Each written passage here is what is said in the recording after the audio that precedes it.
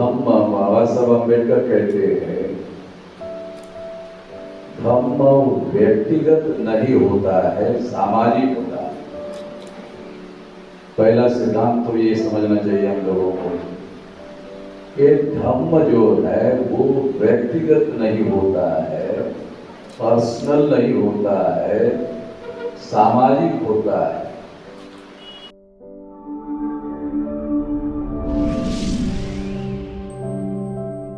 यानंतर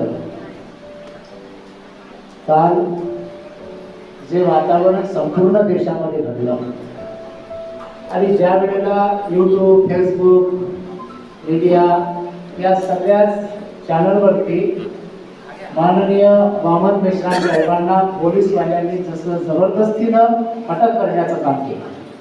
साहेब वारंवार सांगत होते की तुमच्याकडे कोर्टाचा आदेश आहे का, तो दाखवा, त्यानंतर हे करा। आणि म्हणून हे सगळं कार्य करताना असं वाटत होतं की या देशामध्ये जोर जबरदस्ती कुठेतरी होते, आपले अधिकार आपल्याला मिळत नाही। आणि म्हणून मला काल तो विचार करताना रात्री बाबासाहेब आंबेडकरांचं 1927 ला भाषण होतं आणि त्या भाषणाचं शीर्षक होतं की जागृतीचा विस्तव कधीही विजू देता कामा नये आणि तो विस्तव पेटून राहावा, तो तेवत राहावा। हे कालचं काम माननीय वामन मेश्राम साहेबांच्या वतीनं संपूर्ण देशामध्ये काम होतं की आपण ते काम केलं पाहिजे। आणि म्हणून साहेबांना जायचं आहे, त्यांना मी या ठिकाणी विनंती करतो की आजच्या या सभेला आपण मुख्य मार्गदर्शन करावं। माननीय वामन मेश्राम साहेबांच्या एकदा आपण सर्वांनी टाळ्या वाजवाव्या।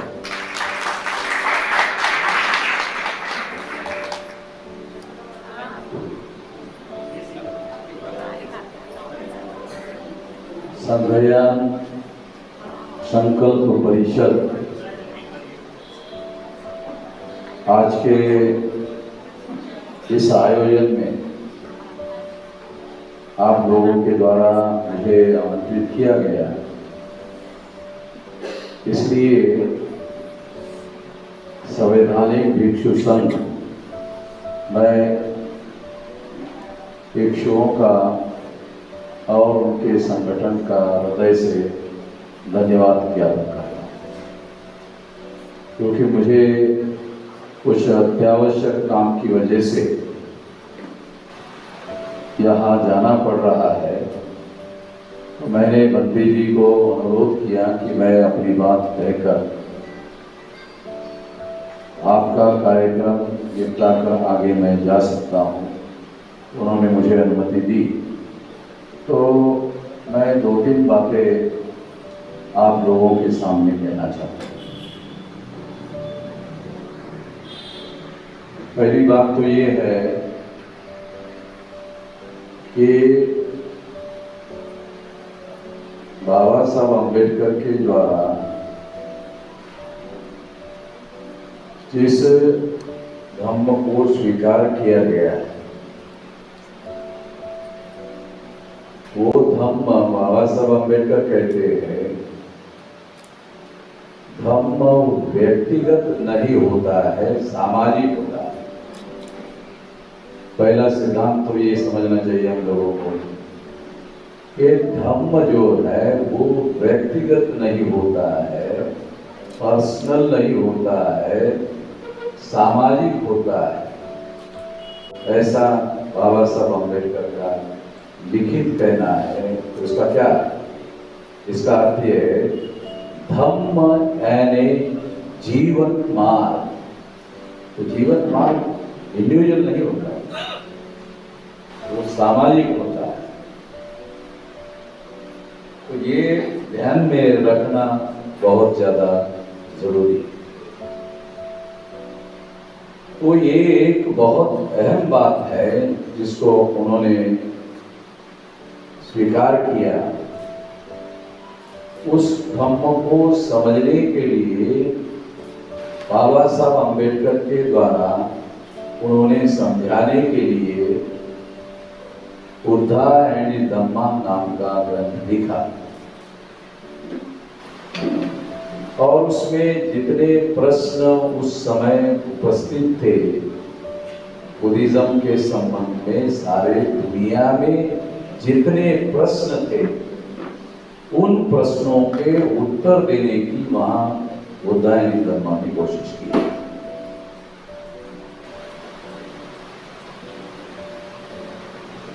तो मैं आप लोगों को ये बताना चाहता हूं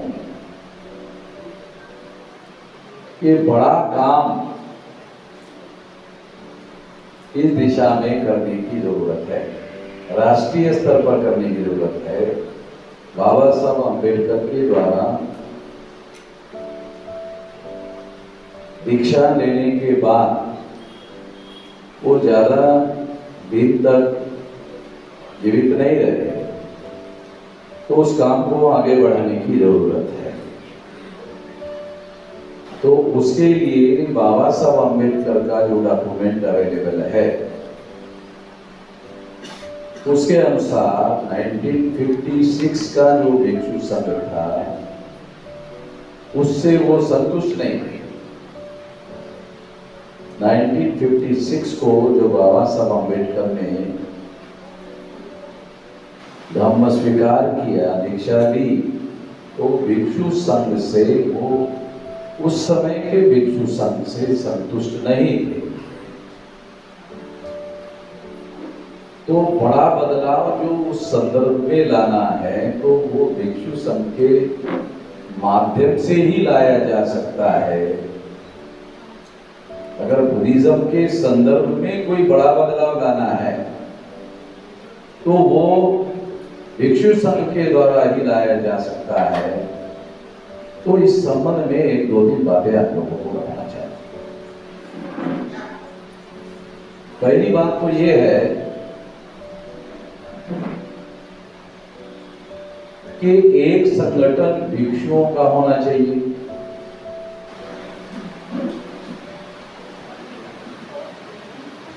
जो मुझे ऐसा लगता है जैसा बाबा साहब अम्बेडकर चाहते थे उस तरह का भिक्षु निर्माण किया जाए। मेरे पास बहुत ज्यादा समय ना होने की वजह से मैं बहुत ज्यादा विस्तार से बहुत ज्यादा बातें आप लोगों को बता। दूसरा संगठन सामने लोगों का होना चाहिए जो अल्पकालिक भिक्षु ही है, 8 दिन के लिए, 15 दिन के लिए, 1 महीने के लिए। तो ऐसा सामने लोगों का संगठन होना चाहिए जिससे इस आंदोलन को या इसकी विचारधारा को अगर कोई व्यक्ति 1 महीने का पूरा समय दे करके प्रचार प्रसार करना चाहता है तो ऐसे मान लो 1 लाख लोगों के बहुत बड़ा काम हो सकता है। तो एक काम सामने लोगों का संगठन खड़ा करने का होना चाहिए। सामने से और छोटी पदवी जो है, छोटा संगठन, उससे उपासकों का होना चाहिए। सबसे ऊपर भिक्षु है, उसके नीचे सामनेर है, उसके नीचे उपासक है। उपासकों का राष्ट्रव्यापी संगठन होना चाहिए। अभी बंटी जी के कहने में एक बात समझ में आई कि भिक्षुओं के सामने उनके उदरनिर्वाह की समस्या है। तो मुझे बड़ी हैरानी होती है इस बात। क्यों? मैं भिक्षु नहीं हूँ मगर 10 लोग मुझे खाने के लिए 1 दिन में बोलते हैं, मैं एक ही आदमी का खाना खाया। मैं भिक्षु नहीं हूँ मगर मुझे 10 लोग खाने के लिए बोलते हैं मगर मैं एक ही आदमी का खाना खा सकता हूँ।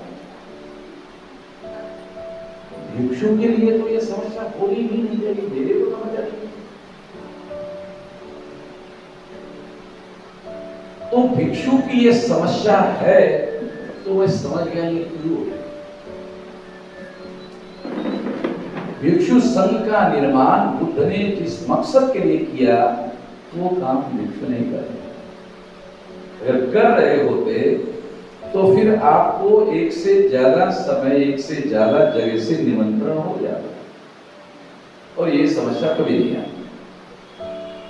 तो इस समस्या का समाधान करने के लिए मैं आपको एक महत्वपूर्ण सुझाव दे रहा हूं। उपासकों का राष्ट्रीय स्तर का संगठन होना चाहिए। इस रामनेर से नीचे की लेयर, उपासकों के नीचे वो केवल उपासक है, उपासकों के नीचे वो बुद्धिस्ट है, व्यक्ति बुद्धिस्ट है मगर उपासक नहीं है, साधारण है, सर्वसाधारण है। तो अगर आप इस तरह का संगठन देश भर में निर्माण करते हो और इस लक्ष्य को हासिल करने के लिए 10 साल का कार्यक्रम बनाते हो, तो इस काम में मैं आपको 6000 शाखाएं बनाकर देने में आपको मदद करता हूं।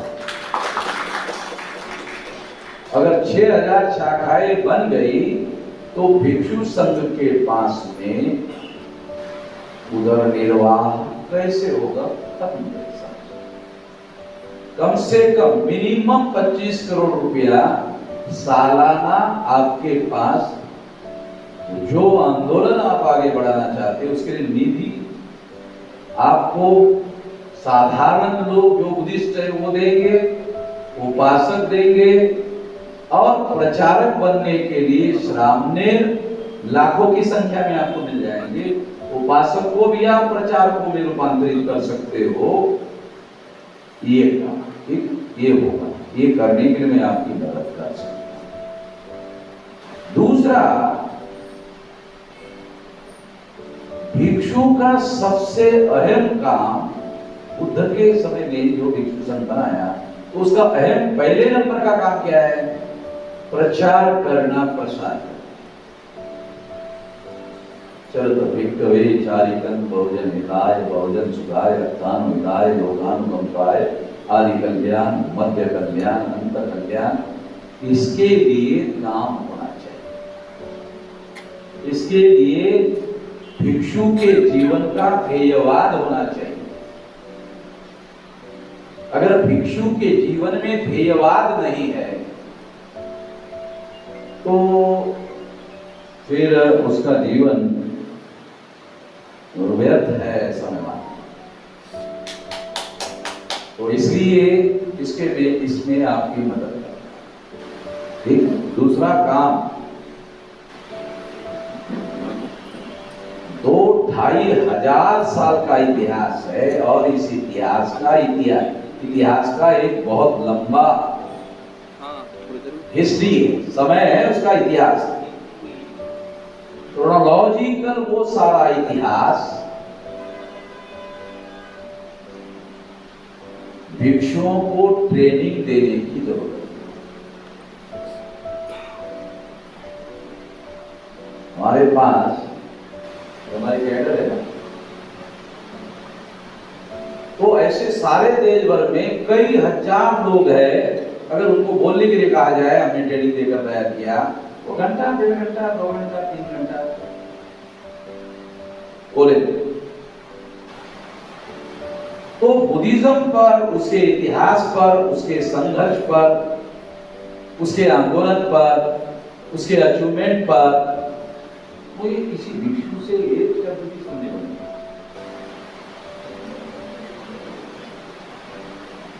मैं तो इस बुद्धिज्म को आगे बढ़ाने का जो मामला है वो आप लोगों का लक्ष्य है। तो इस लक्ष्य को पूरा करने के लिए आपको बहुत गहरा और गंभीर किस्म का ट्रेनिंग जरूरी है। मुझे लगता है कि वर्षावास संभवतः एक ट्रेनिंग का ही कार्यक्रम रहा होगा।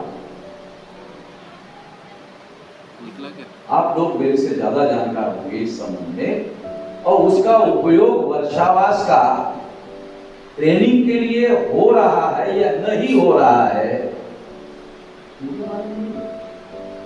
ये जानकारी नहीं, इसके बारे में जानकारी नहीं है। और उससे भी बड़ी बात आपको बताना चाहता हूं, वो क्या है? ट्रेनिंग तो तब होगा जब सिलेबस होगा। कुछ लोगों को बनते ही को मैं माफी चाहता हूँ कि मैं बातें थोड़ी ऐसी बता रहा हूँ जिससे आप लोगों को बुरा लग सकता है। नहीं, मैं ये बुरा लगने के लिए नहीं कह रहा हूँ, क्योंकि मैं आपको दोष देने के लिए कह रहा हूँ, मैं इसमें मदद करने के लिए कह रहा हूँ। ये बातें मैं मदद करने के लिए कह रहा हूँ कि यदि ट्रेनिंग नहीं हो रहा है तो शायद कुछ लोगों को पता ही नहीं ट्रेनिंग क्यों नहीं हो रहा है। ट्रेनिंग इसलिए नहीं हो रहा है कि सिलेबस नहीं है।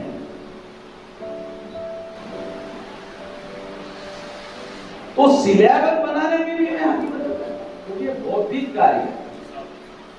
ये समझने की कोशिश करो, ये जो कार्य है ना, ये बौद्धिक कार्य है और उसके लिए बहुत ज्यादा इंटेलेक्ट उसमें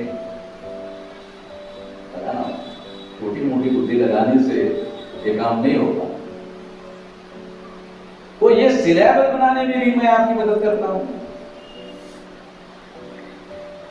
और सिलेबस के आधार पर ट्रेनिंग देने के लिए भी आपको मदद करते हैं।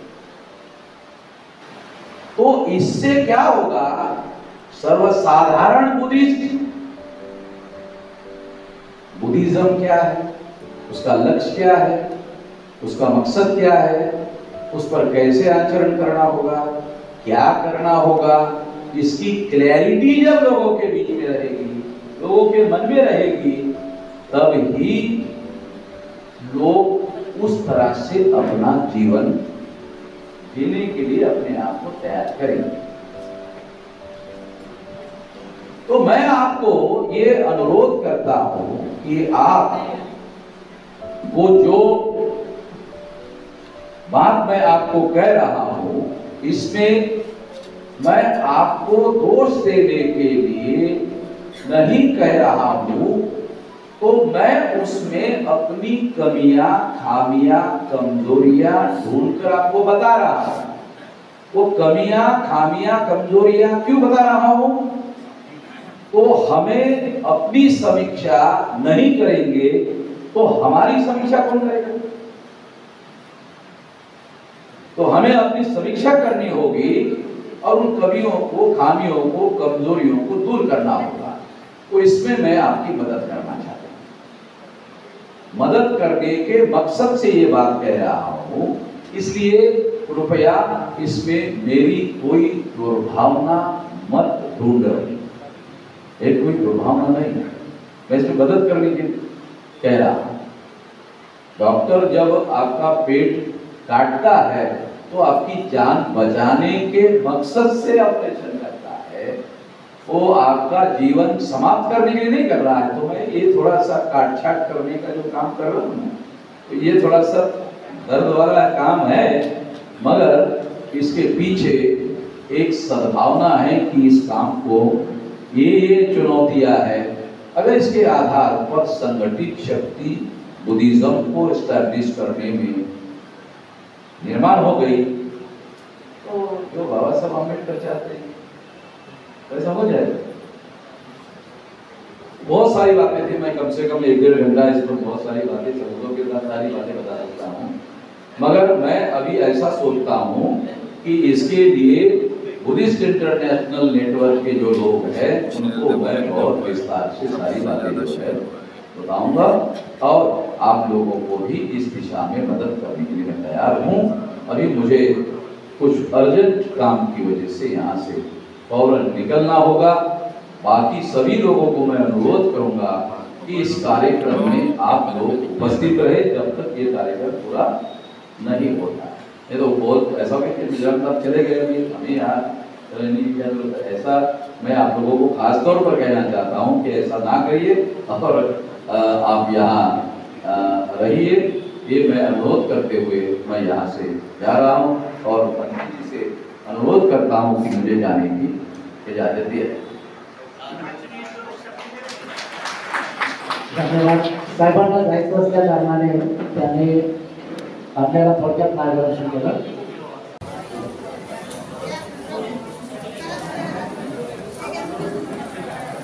यानंतर आपल्या कार्यक्रमाला प्रमुख पाहुणे म्हणून देवीदासजी मोरेसार साहेब उपस्थित आहेत, त्यांनी आपलं 2 मिनिटं शुभेच्छा म्हणून या ठिकाणी बोलावं.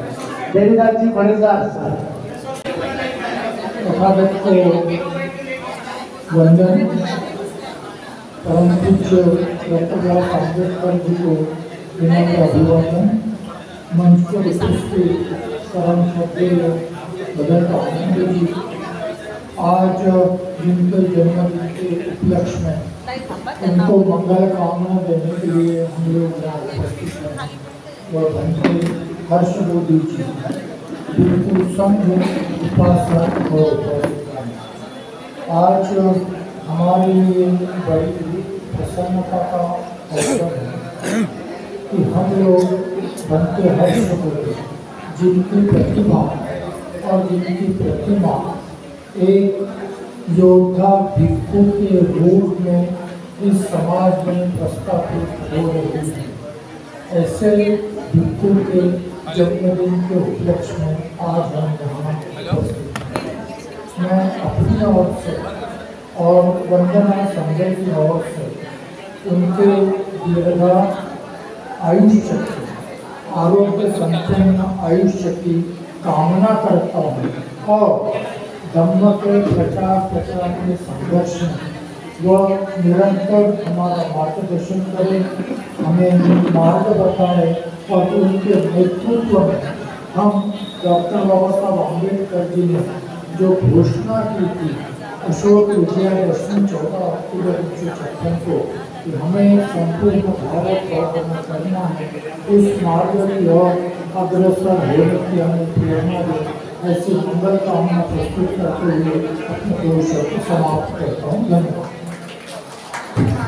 सर. धन्यवाद सर. या ठिकाणी घोडे सर साहेबांनी म्हणू शकतो. यानंतर आयुष्यमान वीरेंद्र मेश्राम, CEO अभियान महिला अर्बन बँक नागपूर यांचे चेअरमन, त्यांचा सत्कार या ठिकाणी माननीय मान्यवर वामनजी मेश्राम, बनते आनंदजी, सागर बनतेजी, करुणाबोधी बनतेजी आणि निशाताई मेश्राम हे त्यांचं स्वागत करणार आहे, सत्कार करणार आहे. मूर्ती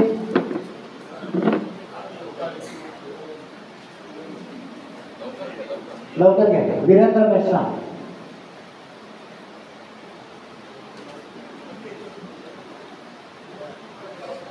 टाळ्या वाजवा. त्यानंतर जो दुसरा सत्कार आहे सुदर्शनजी बाळगडे, न्यूज नागपूर मीडिया, यांचं सुद्धा या ठिकाणी उतरून देऊन मेश्राम साहेब, निशाताई मेश्राम आणि भिक्खू संघाच्या वतीने होतो आहे. सुदर्शनजी बागडे, न्यूज लवकर या. News channel media Nagpur, Sudarshan Bagde साहेबांचे या ठिकाणी बुद्धरूप देऊन स्वागत सत्कार होतो आहे. या टाळ्या वाजवा. त्यानंतर Nitinji Bagde, star India 24 news, यांचं सुद्धा या ठिकाणी बुद्धरूप देऊन माननीय वामन मेश्राम साहेब, त्यांच्या पत्नी आणि उपस्थित भिक्खू संघ आणि सर्व मान्यवरांच्या वतीनं हा सत्कार होतो आहे. डॉक्टर सतीश सोमकोर साहेब आणि त्यांच्या पत्नी यांनी या ठिकाणी यावं, त्यांचा सत्कार आमच्या भिक्खू संघाच्या वतीने होते आहे. डॉक्टर सतीश सोमकोर साहेब भोपाळवरून आलेले, त्यांचा सत्कार आणि त्यांच्या पत्नी पण या.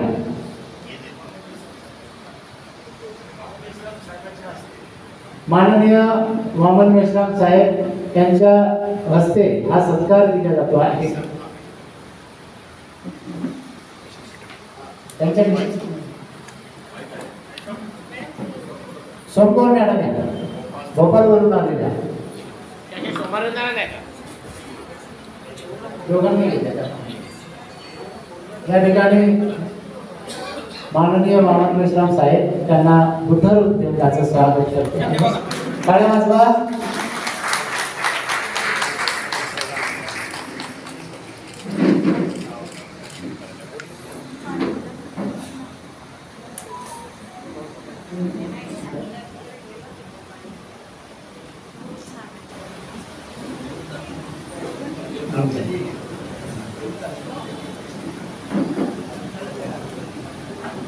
सर्वांनी टाळ्याने स्वागत करावं.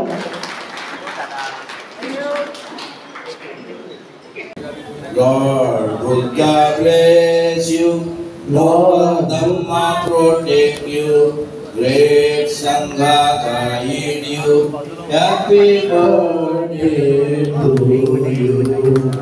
Lord Buddha bless you, noble Dhamma protect you, great Sangha guide you, happy birthday to you. Sarvati. किती लोकांनी सर्वांनी टाळ्या वाजवाव्या. तिघांनाही जन्मदिवसाच्या खूप खूप शुभेच्छा. या ठिकाणी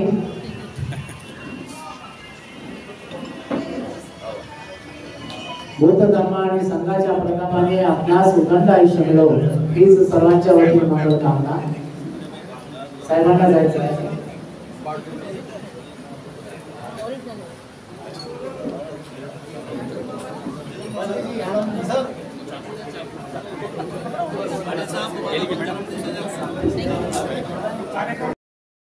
सागर शांतिपुत्र गोपाल यांना मी विनंती करतो की त्यांनी आजच्या या परिषदेच्या संबंधानं थोडक्यामध्ये आपलं मनोगत व्यक्त करावं.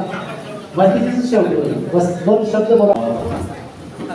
बनते हर्षबोधी जी को बहुत सारी शुभकामनाएं, बहुत सारी मंगल कामनाएं.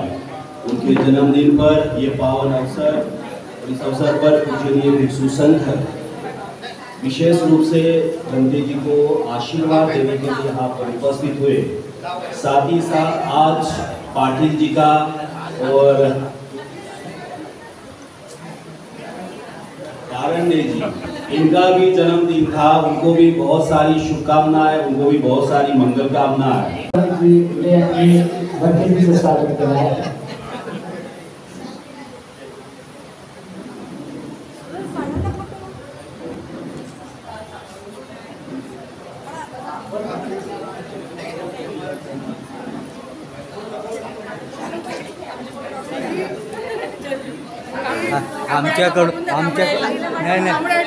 आमच्याकडून गोपालवरून सागर भरलेली सोबत ज्या महिला आलेल्या आहेत त्यांनी त्या ठिकाणी स्वागत करा.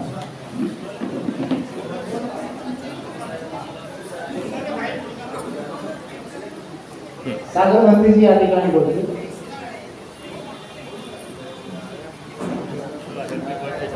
हमारे भोपाल से पधारे हुए महाजन उपासिका संघ की अध्यक्ष वंदना मुंडकर जी को और हमारे सचिव स्वाति आशा, इनको भी आग्रह की बंदे को आशीर्वाद और शुभकामनाएं देने.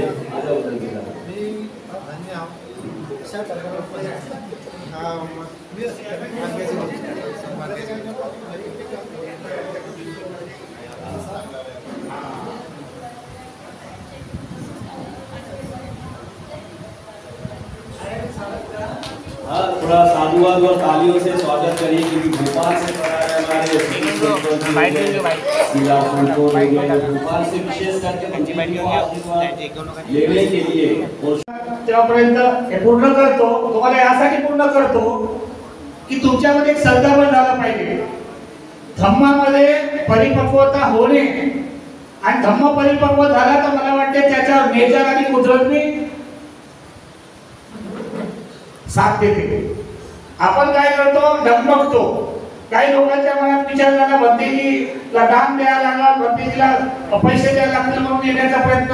काही पैसे नका देऊ, तुमच्या पाशी ठेवा, काही घेऊन जाणार नाही. हा 500च्या नोटा आहेत ना, एका डब्यामध्ये ठेवा, 2000च्या अक्षित लावा, तांदूळ टाका आणि 2 वर्षांनी डबल. एक बाबासाहेबांची प्रेरणादायी प्रतिमा देऊन सगळ्या भिक्खू संघांनी समोर यावं आणि भंतेजींना भेट द्यावं. त्याचबरोबर आपण सगळ्यांना एक विनंती आहे, या ठिकाणी आलेल्या सर्वांना विनंती आहे की आपण या कार्यक्रमाला यशस्वी करण्याकरिता आपल्याकडून जे काही आर्थिक दान आहे ते तुम्ही या ठिकाणी भंतेजीकडे आणून द्यावं.